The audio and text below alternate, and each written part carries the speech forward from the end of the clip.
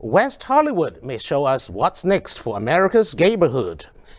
John Duran is styling himself as a law and order candidate for West Hollywood City Council, posing in front of sheriff's cruisers on his campaign website and touting his endorsement by the deputies union.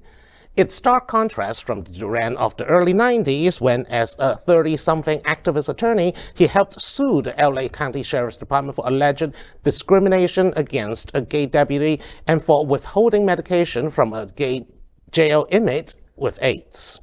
Duran, now 63, spent 2 decades on the West Hollywood City Council and is now considered part of the political old guard of this famously liberal, famously gay city.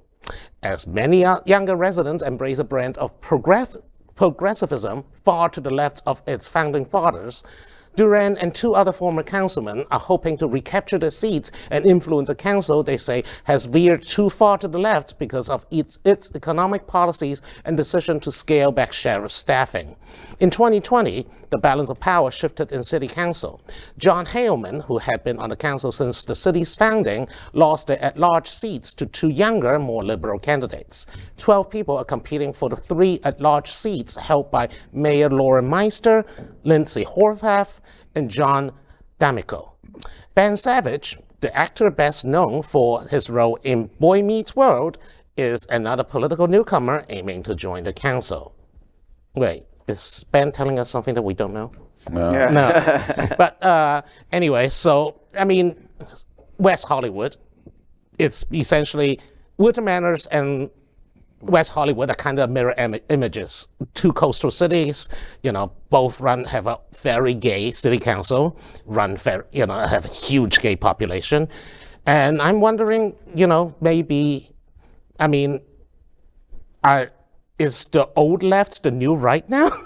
It's interesting the immediate observation you make, but there's dramatic differences. West Hollywood is in California.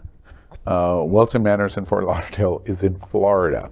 That's true. One of the things that we see in Florida, which makes Florida a purple state, is seniors. Mm-hmm. So no matter where you are in your young days, no matter how much pot you smoke, no matter how much sex you have, you get to a point where you eventually move to the villages. And when you move to the villages, your politics moves dramatically to the right. Mm-hmm. That's what's so interesting about this story. What is happening in West Hollywood, which is unusual for California, is these very progressive views 30 years ago when he was 30 years younger or 40 years younger, is now going, wait, I'm 62 or I'm 64 or I'm 70 years old and my politics have moved to the right. And now I'm calling progressives radicals. Mm. What's interesting to me about this story is in the LGBTQ community in West Hollywood, they're going through exactly in the LGBTQ community what we go through here in Florida with seniors. That's why seniors are so fundamentally important in Florida. That's the first point. Then the second point is what's interesting about West Hollywood is, are we starting to go through the same thing? Because as Wilton Manors and Central Broward County, Fort Lauderdale, more and more LGBT older people in their 50s and 60s retire here, will our politics move to the right? Very likely they will.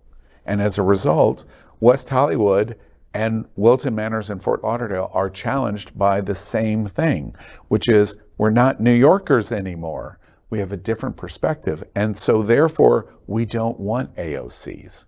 And that's what's interesting of what's going on in West Hollywood. Fundamentally, all politics is local. So you, city council, starting from city council and going up, all the representatives people elect reflects the desires of the constituency, not the national party's trends. For example, AOC doesn't speak for the rest of the Democratic Party any more than Marjorie Taylor Greene speaks for the entire GOP.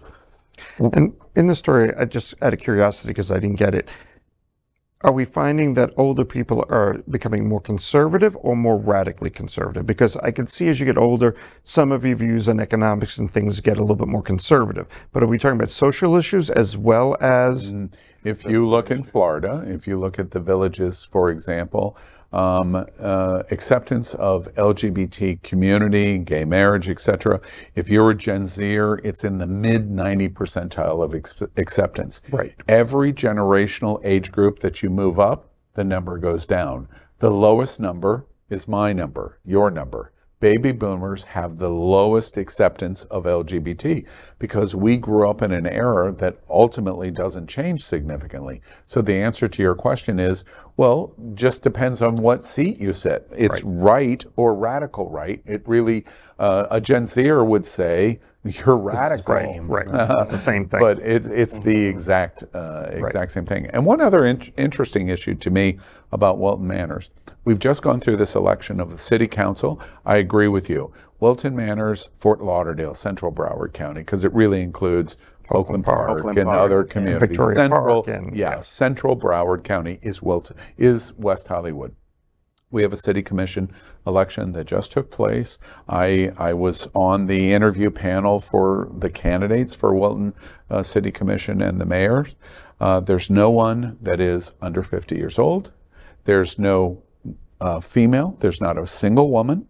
There's no black people. There's no trans people. It's a good old white boys club. We sat there and watched. Right. Yeah. It's Glenn and Al on the city commission. Which is scary on any commission. And at the end of the day, I'm not criticizing them in any stretch. They're great for our community.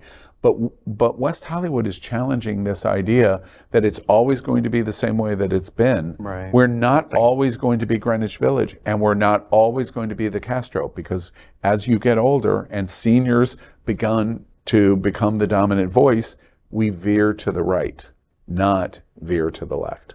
That's what this progressives word is blowing a dog whistle on. Oh no! And they're waving their bony queer finger at me by telling me what's going on in West Hollywood. It's interesting. LGBTQ plus news is vital for our community and for the broader world as a whole. We have enough enemies at Fox News. Tucker, Sean, and Laura are loud. We need passionate allies. Happening Out Television Network, Queer News Tonight, and It's Happening Out are literally out of the closet and into the headlines. Our community needs your support. Like this broadcast and subscribe now to ensure the growth of the entire LGBTQ plus community.